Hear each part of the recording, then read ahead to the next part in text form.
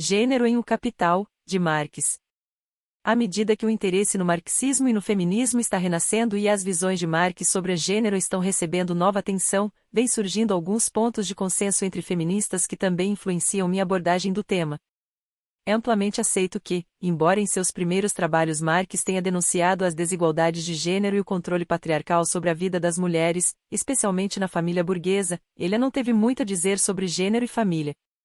Entendendo a gênero como referência às relações de poder entre mulheres e homens e ao sistema de regras pelo qual são constituídas e impostas, as evidências mostram que a gênero não é objeto de análise na crítica de Marx à economia política, e, mesmo em suas principais obras, O Capital e Grundrisse, as opiniões dele sobre o assunto só podem ser deduzidas a partir de observações esparsas.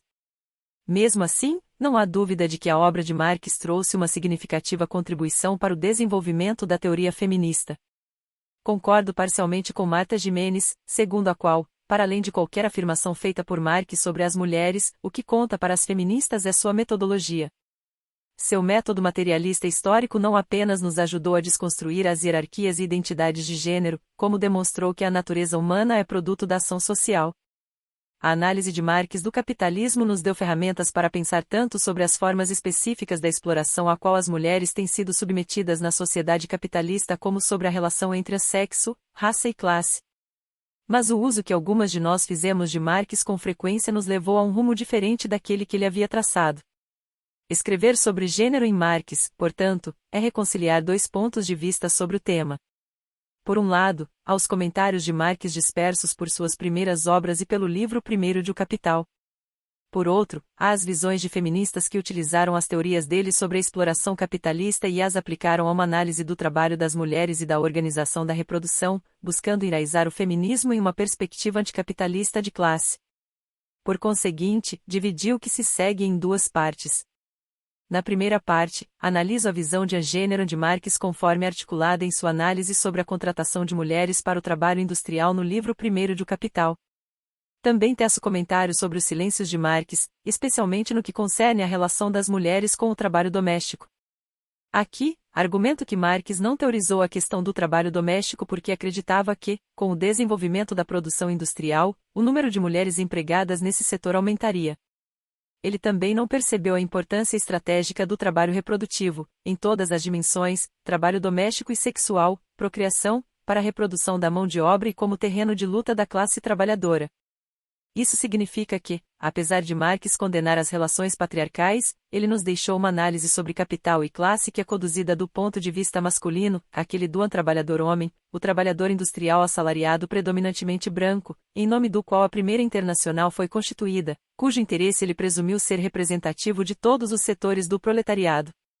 Isso significa ainda que, com base nessa análise, muitos grupos marxistas sentiram que era justificável tratar gênero como uma questão cultural, dissociada das condições materiais da organização capitalista do trabalho. Além disso, olharam para as feministas com suspeita, acusando-as, com frequência, de fomentar divisões na classe trabalhadora. Consequentemente, assim como o movimento anticolonial, o movimento feminista também teve de começar o desenvolvimento de sua teoria com uma crítica a Marx, cujas implicações ainda estamos descobrindo.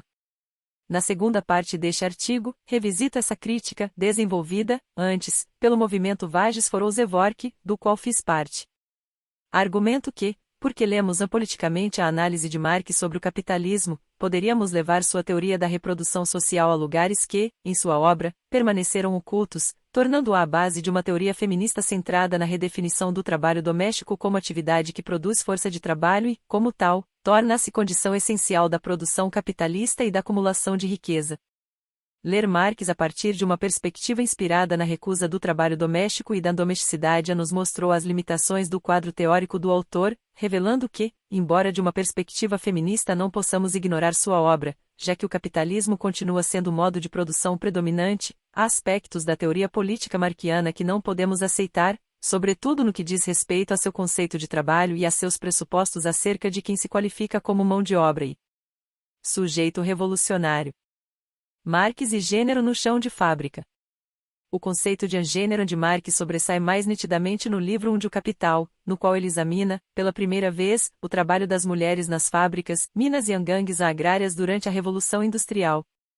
naquela época, essa era a questão da mulher nos dois lados do Canal da Mancha, quando pessoas que atuavam na economia, na política e na filantropia declaravam que o trabalho das mulheres nas fábricas destruía a família, tornava as mulheres excessivamente independentes, usurpava os privilégios masculinos e contribuía para os protestos operários. Sobre a posição da mão de obra feminina na França, John Valage Scott diz: Elle Ouvrière, a operária, estava à frente dos debates sobre moralidade, organização econômica e situação da classe trabalhadora. Isso também vinculava as preocupações com economia política à discussão geral sobre as mulheres que se intensificou naquele período. Na Inglaterra, quando Marx começou a escrever O Capital, já estavam em curso reformas para limitar o trabalho de mulheres e crianças nas fábricas, e ele pôde contar com uma abundante bibliografia sobre o tema, constituída principalmente de relatórios compilados por fiscais de fábricas contratados pelo governo para garantir que os limites impostos seriam observados. Páginas inteiras desses relatórios são citadas no livro primeiro, especialmente nos capítulos A Jornada de Trabalho e a Maquinaria e Grande Indústria, servindo para ilustrar as tendências estruturais da produção capitalista, tal como a propensão a estender a jornada até o limite da resistência física da mão de obra, para desvalorizar a força de trabalho, extraindo o máximo de esforço do menor número de trabalhadores e trabalhadoras.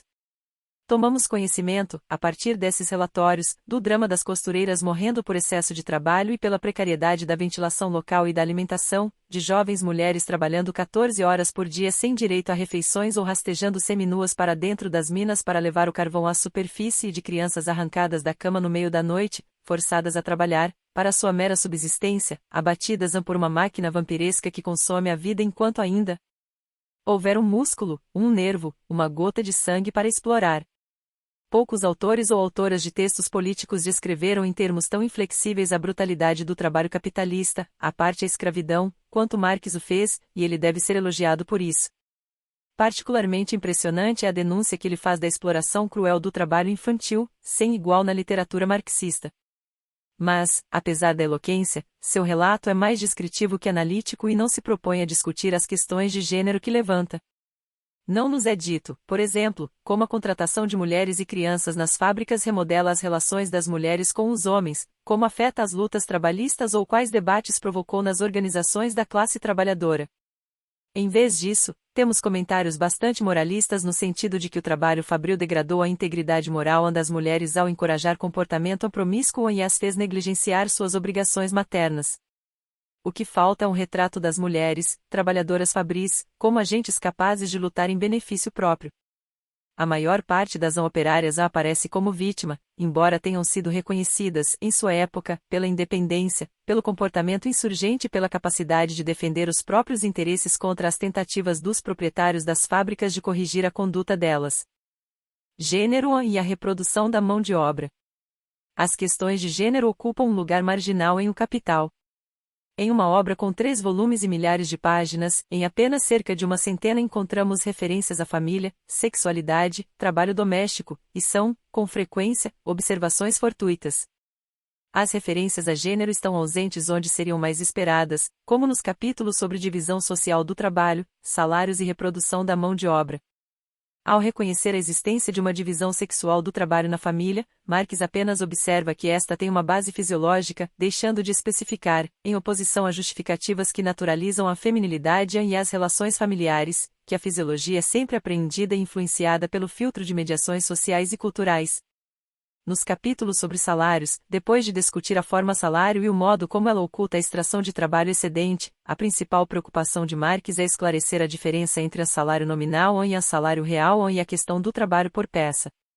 Pelo contrário, não encontramos qualquer menção a como a forma salário oculta o trabalho reprodutivo que as mulheres realizam em casa e sua contribuição para a reprodução da força de trabalho. Marx reconhece que a força de trabalho, isto é, nossa capacidade para trabalhar, não é algo garantido. Consumida diariamente no processo de trabalho, ela deve ser reproduzida de maneira contínua, e essa reprodução é tão essencial à valorização do capital quanto à limpeza da maquinaria, porque é a produção do meio de produção mais precioso do capitalista, a mão de obra. Marx, entretanto, coloca essa produção somente no interior do circuito de produção de mercadorias, sendo a única exceção as atividades que envolvem o treinamento da mão de obra. Os trabalhadores e as trabalhadoras, que imagina Marx, compram com seus salários os itens necessários à vida e, ao consumi-los, reproduzem a própria existência. O que ele descreve, então, é literalmente a reprodução de mão de obra assalariada por meio de mercadorias produzidas pela própria mão de obra assalariada. Assim, o valor da força de trabalho é o valor dos meios de subsistência necessários à manutenção de quem os possui, determinado pelo tempo de trabalho necessário para a produção das mercadorias que a mão de obra consome. Em O Capital, Marx não reconhece em nenhum momento que a produção da força de trabalho requer algum trabalho doméstico, preparar refeições, lavar e costurar as roupas, formar as crianças, fazer sexo. Trabalho doméstico para ele é o que hoje chamaríamos de trabalho assalariado realizado em casa. Nenhum trabalho, além do necessário para produzir os meios de subsistência em que os salários podem comprar, é considerado por Marx como necessário para a reprodução da força de trabalho e como contribuição a seu valor. Portanto, ao considerar as necessidades que o trabalhador deve satisfazer e o que é essencial para a vida, Marx lista apenas a alimentação, vestimenta, aquecimento, habitação, omitindo embaraçosamente o sexo, seja obtido no arranjo familiar, seja comprado. Ele também ignora que algumas das mercadorias mais importantes para a reprodução da força de trabalho na Europa, aquelas que alimentaram a Revolução Industrial, café, açúcar, fumo, algodão, foram produzidas pelo trabalho escravo nas plantações estadunidenses. Há poucas passagens em que Marx chega perto de romper o silêncio sobre o trabalho doméstico das mulheres, embora se refira a tal como a trabalho familiar. Em notas de rodapé no capítulo A Maquinaria e Grande Indústria, depois de mencionar que o capital, visando a sua autovalorização, usurpou o trabalho familiar necessário para o consumo, acrescenta: como certas funções da família, por exemplo, cuidar das crianças e amamentá-las, etc., não podem ser inteiramente suprimidas, as mães de família confiscadas pelo capital têm de arranjar quem as substitua em maior ou menor medida. É necessário substituir por mercadorias prontas os trabalhos domésticos que o consumo da família exige, como costurar, remendar, etc. A um dispêndio menor de trabalho doméstico corresponde, portanto, um dispêndio maior de dinheiro, de modo que os custos de produção da família operária crescem e contrabalançam a receita aumentada. A isso se acrescenta que a economia e a eficiência no uso e na preparação dos meios de subsistência se tornam impossíveis. Entretanto, a respeito desse trabalho doméstico que não pode ser inteiramente suprimido e tem de ser substituído pela compra de produtos, reduzindo ainda mais a renda familiar, nada mais é dito. Mesmo quando trata da reprodução geracional da mão de obra, Marx não menciona a contribuição das mulheres, referindo-se a ela como o aumento natural da população e comentando que o capitalista pode abandonar confiadamente o preenchimento dessa condição ao impulso de autoconservação e procriação dos trabalhadores, embora ele devesse saber que as proletárias temiam qualquer nova gestação e que os métodos anticoncepcionais eram amplamente discutidos entre a classe trabalhadora. Por que, então, tal silêncio em Marx? Em artigos anteriores, na tentativa de sintetizar a falta de percepção de Marx quanto a esse trabalho ubíquo como trabalho reprodutivo, que deve ter se desvelado diariamente diante de seus olhos em sua própria casa, ressaltei como essa forma de trabalho era praticamente ausente das casas proletárias na época em que Marx estava escrevendo, dado que toda a família era explorada nas fábricas do nascer ao pôr do sol. Atualmente, essa é, entre marxistas, a explicação mais comum, e o próprio Marx nos convida a essa conclusão quando, citando um médico enviado pelo governo inglês para avaliar o estado de saúde nos distritos industriais, ele observou que o fechamento das indústrias de algodão, provocado pela Guerra Civil dos Estados Unidos, teve ao menos um efeito benéfico, pois, então, as mulheres operárias encontravam, agora, tempo livre necessário para amamentar suas crianças, em vez de envenená-las com Godfrey's cordial, um opiato, e dispunham de tempo para aprender a cozinhar. Lamentavelmente, essa arte culinária lhes chegou no momento em que nada tinham para comer. Vê-se, pois, como o capital, visando a sua autovalorização, usurpou o trabalho familiar necessário para o consumo. Mesmo assim, a crise foi usada para, em escolas especiais, ensinar as filhas dos operários a costurar. Enfim, para que jovens trabalhadoras, que fiam para o mundo inteiro, aprendessem a costurar, foram necessárias uma revolução na América do Norte e uma crise mundial. 27. Marx realmente estava certo sobre o colapso das habilidades domésticas entre as operárias, o que até a burguesia lamentava. Mas a redução abismal do tempo e dos recursos necessários para a reprodução da mão de obra que Marx documentou não era uma condição universal. A mão de obra fabril era apenas de 20% a 30% da população feminina trabalhadora. Mesmo entre elas, muitas mulheres abandonavam o trabalho fabril assim que davam à luz. Além disso, em meados do século XIX, as operárias conquistaram uma tarde de sábado livre. por mais que tenha sido usurpado pelo capital, o trabalho doméstico continuou sendo feito nos distritos industriais, à noite, aos domingos, realizado por jovens ou idosas que as operárias contratavam para cuidar de suas crianças.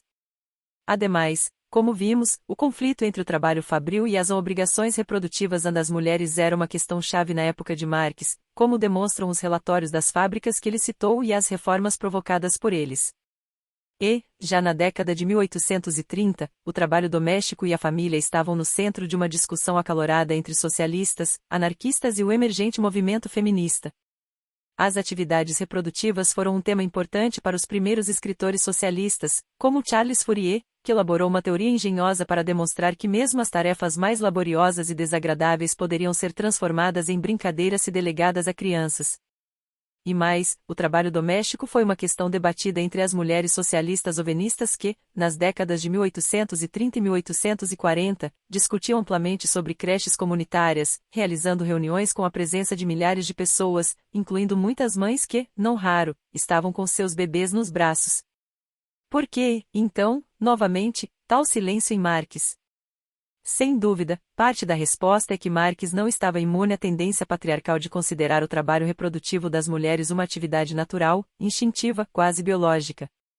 O fato de que, na primeira fase do desenvolvimento capitalista, o trabalho reprodutivo das mulheres foi, de acordo com a terminologia dele, apenas formalmente subsumido à produção capitalista, ou seja, ainda não fora remodelado para atender às necessidades específicas do mercado de trabalho, possivelmente contribuiu para essa naturalização. Contudo, um teórico tão rigoroso como foi Marx deveria ter percebido que, embora o trabalho doméstico parecesse uma atividade milenar, que apenas satisfazia as necessidades naturais e pessoais, nada mais nada menos que a produção de mercadorias, era, na verdade, um tipo de trabalho específico sob o ponto de vista histórico. Um trabalho resultante da separação entre produção e reprodução, que nunca existiu em sociedades pré-capitalistas nem, principalmente, em sociedades não governadas pela lei do valor de troca, e essencial, nas comunidades proletárias, para a produção de força de trabalho. Será que Marx permaneceu em silêncio em relação ao trabalho doméstico porque não enxergou as forças sociais capazes de converter o trabalho doméstico em uma orientação revolucionária? Essa é uma questão legítima quando lemos Marx politicamente, como Harry Cleaver argumentou que deveríamos fazer, e levamos em consideração que, ao desenvolver sua teoria, ele esteve sempre interessado nas implicações e no potencial que ela teria em termos de organização. Também é possível que ele tenha sido cauteloso na questão do trabalho doméstico porque temia que chamar atenção para esse trabalho poderia fazer que sindicatos e reformistas da classe burguesa o glorificassem a fim de justificar a exclusão das mulheres do trabalho industrial. Mas uma resposta mais plausível é que o desinteresse de Marx pelo trabalho doméstico tinha raízes mais profundas, decorrentes de sua concepção de trabalho, do que considerava valioso nele e quais formas de trabalho julgava relevantes para o desenvolvimento capitalista e a luta de classes. Sobre o conceito de trabalho em Marx. Trabalho, em Marx, se refere a atividades e relações sociais qualitativamente diferentes. Varia das atividades livres desempenhadas sem qualquer restrição externa, como a realização de um propósito consciente e autodeterminado que permite o livre exercício das faculdades mentais e físicas, a mais elevada forma de trabalho, em sua opinião, aquela que nos caracteriza como espécie e é uma necessidade primária de nossa vida, às várias formas de trabalho que satisfazem necessidades materiais. É evidente que, para Marx, há uma imensa diferença entre as atividades realizadas por necessidade, mas sem exploração, e aquelas executadas sob a coação de um comando externo. Sobre as primeiras, ele escreve que, como criador de valor de uso, o trabalho é, assim, uma condição de existência do homem, independente de todas as formas sociais, eterna necessidade natural de mediação do metabolismo entre homem e natureza e, portanto, da vida humana. Já as segundas, para Marx, representam o trabalho alienado, a autoalienação em vez da autorrealização. No entanto, ele via de forma positiva o trabalho industrial assalariado, atribuindo-lhe um caráter formativo, argumentando que dotava trabalhadoras e trabalhadores de aptidões, conhecimentos e atitudes necessárias à gestão da vida econômica e social. O trabalho industrial, aliás, é valorizado por Marx como altamente produtivo e cooperativo, que pode, uma vez sob o controle da classe trabalhadora, reduzir o tempo e as energias que devemos dedicar à satisfação de nossas necessidades e, assim, nos libertar para atividades superiores, que consistem, segundo descrição feita por ele mesmo, em ocupações literárias, artísticas e científicas, bem distantes das tarefas diárias do trabalho doméstico. Proponho que Marx tenha ignorado o trabalho doméstico por este não ser uma atividade livre, no sentido que descrevi, sendo totalmente contaminado pela necessidade de sobrevivência, nem uma atividade capaz de nos libertar do trabalho, parecendo, pelo contrário, uma forma arcaica de trabalho, uma herança rudimentar das sociedades pré-capitalistas, prestes a ser suplantada pelo progresso da industrialização. Marx nunca especulou sobre como o trabalho reprodutivo e especificamente o trabalho doméstico seria, organizado no comunismo. Como Engels, ele ansiava por um mundo pós-capitalista em que, ao se juntar aos homens nas fábricas, as mulheres conquistariam igualdade, e elogiou a industrialização por possibilitar a entrada das mulheres na produção social, da qual elas supostamente nunca tinham participado. Nesse sentido, ao fim do capítulo A Maquinaria e Grande Indústria, ao discutir a instauração do ensino básico para crianças operárias, ele escreveu que, por terrível e repugnante que pareça a dissolução do velho sistema familiar no interior do sistema capitalista, não deixa de ser verdade que a grande indústria, ao conferir às mulheres, aos adolescentes e às crianças de ambos os sexos um papel decisivo nos processos socialmente organizados da produção situados fora da esfera doméstica, cria um novo fundamento econômico para uma forma superior da família e da relação entre os sexos. Marx se enganou ao fazer essa previsão. Ameaçada pela luta de classes e pela possível extinção da força de trabalho, primeiro na Inglaterra, depois nos Estados Unidos, na mesma época em que ele terminava o livro primeiro de O Capital, a classe capitalista iniciou uma ampla reforma social, levando à drástica redução do trabalho industrial feminino e a uma reconstrução da família da classe trabalhadora que aprofundou as desigualdades de gênero. Marx não previu essa mudança. Embora ciente do imenso desperdício de vidas que o sistema capitalista produziu, ele não percebeu que o que estava em jogo na introdução de uma legislação protetora, por meio da qual mulheres e crianças foram gradualmente afastadas das fábricas, era mais que uma reforma da indústria. Reduzir as horas de trabalho das mulheres foi o caminho para uma nova estratégia de classe que realocou as proletárias no lar, para atender à reprodução diária e geracional da força de trabalho. Com esse movimento, o capital foi capaz de não apenas dissipar a ameaça da insurgência da classe trabalhadora, que crescia novamente na década de 1870, mas também criar um novo tipo de trabalhador, mais forte, mais disciplinado, mais resistente, mais apto a atingir os objetivos do sistema, na verdade, o tipo de trabalhador que olharia para os requisitos da produção capitalista como leis naturais evidentes por si mesmas. Esse foi o tipo de trabalhador que permitiu aos capitalismos britânico e estadunidense do fim do século fazer uma mudança tecnológica e social da indústria leve para a pesada, da indústria têxtil para o aço, da extração de trabalho excedente com base na extensão da jornada de trabalho para aquela baseada na redução da jornada de trabalho, compensada pela intensificação da exploração. Como argumentarei posteriormente, a criação da família da classe trabalhadora e da dona de casa, proletária, em tempo integral foi parte essencial da transição do mais valor absoluto para o mais valor relativo. Nesse meio tempo, o próprio trabalho doméstico passou por um processo de subsunção real, tornando-se, pela primeira vez, o objeto de uma iniciativa estatal específica, que o vinculava mais fortemente às necessidades do mercado de trabalho e da disciplina capitalista de trabalho. Coincidindo com o apogeu da expansão imperial britânica, que gerou imensas riquezas para o país e também elevou o salário de trabalhadores e trabalhadoras, essa inovação não foi o único fator responsável pela pacificação da força de trabalho. Mas foi um acontecimento marcante, inaugurando a estratégia que mais tarde culminou com o Fordismo e o New Deal, por meio do qual a classe capitalista investiria na reprodução da força de trabalho para torná-la mais disciplinada e produtiva. Esse foi um acordo que durou até a década de 1970, quando o levante global das mulheres e o movimento feminista deram um fim a isso. Feminismo, marxismo e a questão da reprodução. Embora Marx, enquanto defensor da emancipação das mulheres por meio do envolvimento na produção social, compreendida predominantemente como trabalho na indústria, tenha inspirado gerações de socialistas, um Marx diferente foi descoberto nos anos 1970 pelas feministas, que, revoltadas com o trabalho doméstico e com a dependência econômica em relação aos homens, a qual estavam submetidas, se voltaram para a obra do autor em busca de uma teoria capaz de explicar a opressão das mulheres sob o ponto de vista da classe. O resultado foi uma revolução teórica que transformou tanto o marxismo como o feminismo. A análise de Maria Rosa Dalla Costa sobre o trabalho doméstico como elemento-chave na produção da força de trabalho e a proposta de Selma James de localizar a dona de casa em uma continuidade com o mundo do proletariado não assalariado que nunca foi central para a acumulação do capital, a redefinição da relação salarial como instrumento de naturalização e ocultação de áreas inteiras de exploração, que esses dois desenvolvimentos teóricos e as discussões que provocaram foram descritos algumas vezes. como um debate sobre a vida doméstica, supostamente responsável por investigar se o trabalho doméstico é ou não é produtivo. Mas isso é uma distorção grosseira. Descobrir a centralidade do trabalho não remunerado das mulheres no lar para a produção de mão de obra redefiniu não apenas o trabalho doméstico, mas a natureza do próprio capitalismo e a luta contra ele. Não surpreende que a discussão de Marx sobre a reprodução simples tenha iluminado teoricamente esse processo.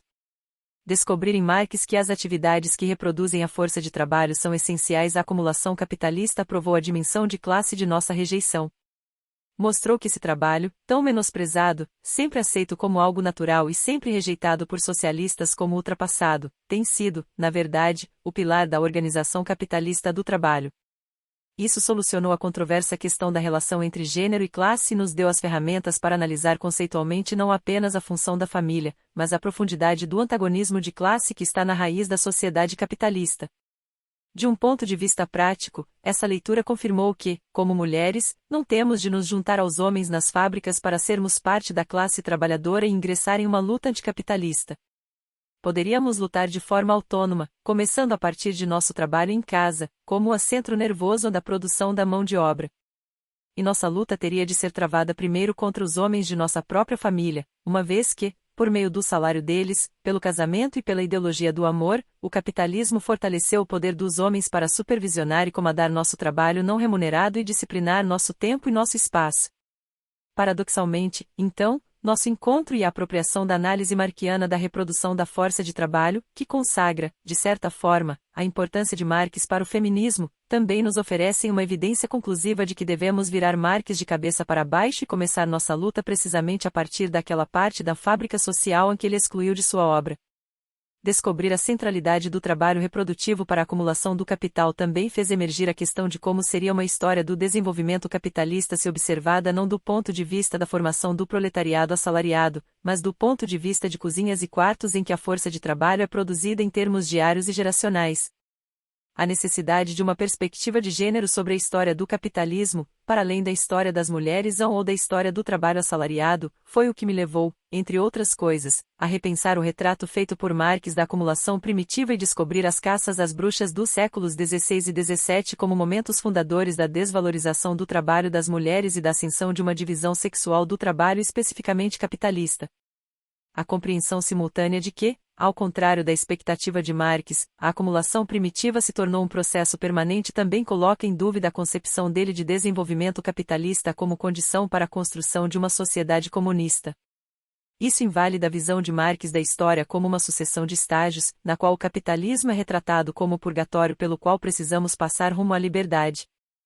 O surgimento, no início dos anos 1980, do ecofeminismo, que fez a correlação entre a desvalorização do trabalho das mulheres e da reprodução por Marx e sua perspectiva de que a missão histórica da humanidade é a dominação da natureza, fortaleceu nossa posição.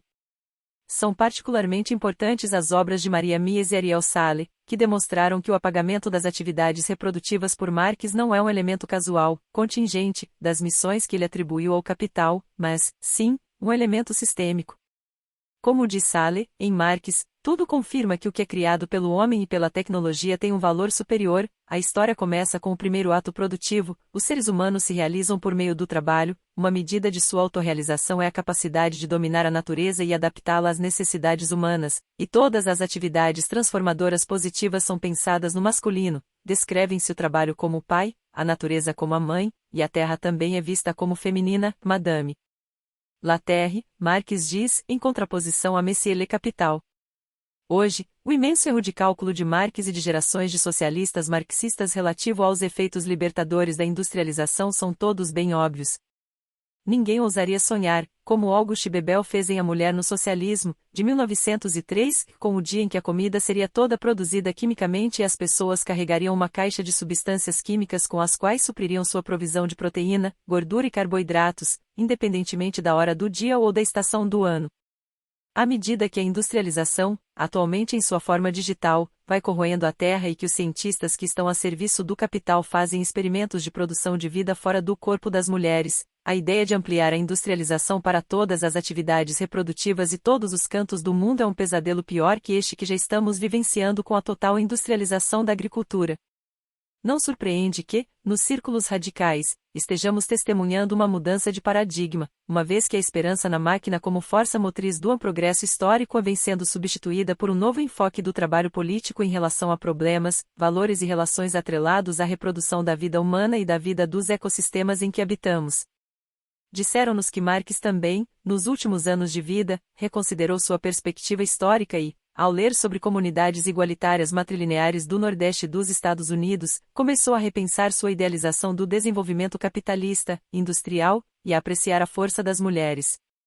Mesmo assim, a visão prometeica do desenvolvimento tecnológico que Marx e toda a tradição marxista promoveram, longe de perder seu poder de atração, retorna. Para algumas pessoas, a tecnologia digital representa o mesmo papel emancipador que Marx atribuiu à automação, de modo que o mundo da reprodução e o trabalho do cuidado, que as feministas valorizaram como campo de transformação e luta, correm o risco de ser eclipsados por ela. É por isso que, embora Marx tenha dedicado um espaço limitado às questões de gênero em sua obra e, nos últimos anos, supostamente mudado algumas visões, continua sendo importante discuti-las e enfatizar, como tentei fazer neste ensaio, que os silêncios dele quanto a esse tema não são omissões, e sim a indicação de um limite que sua obra teórica e política não poderia superar, mas nossas obras devem fazê-lo.